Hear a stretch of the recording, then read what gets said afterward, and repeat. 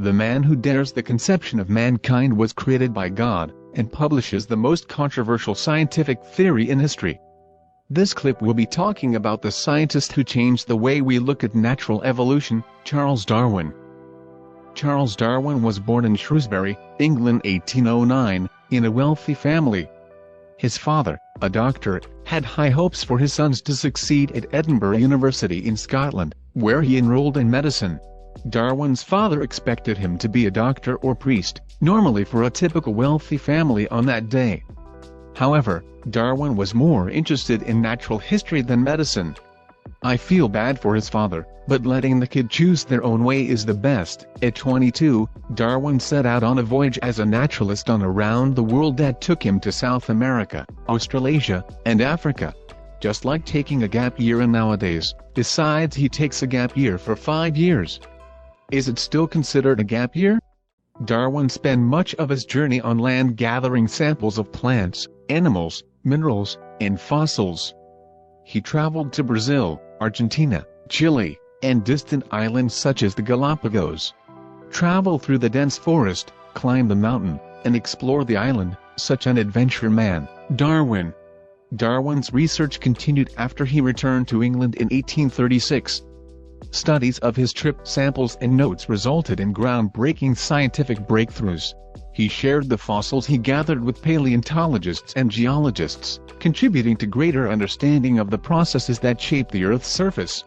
Darwin's examination of the plants and animals he collected led him to wonder about how species form and evolve over time. This effort persuaded him of the most renowned idea of his career, natural selection. According to natural selection theory, individuals of a species are more likely to survive in their habitat and pass on their genes to the next generation if they acquire features from their parents that are best suited for that specific environment. As a result, such traits grow more common in the species, perhaps leading to the emergence of a new species. For illustration, at Galapagos Island, he observes the giant tortoises that show unique characteristics.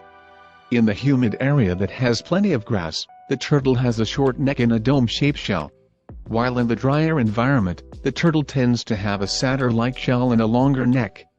It's all about breeding and adapting body features to survive in that environment. Darwin knows that his theory of natural selection will be contrary to the religious ideas about creation, especially the ideas that all living things are created by God, but nothing can hold him back now. Finally, he published On the Origin of Species, the book about evolution and natural selection, in 1859.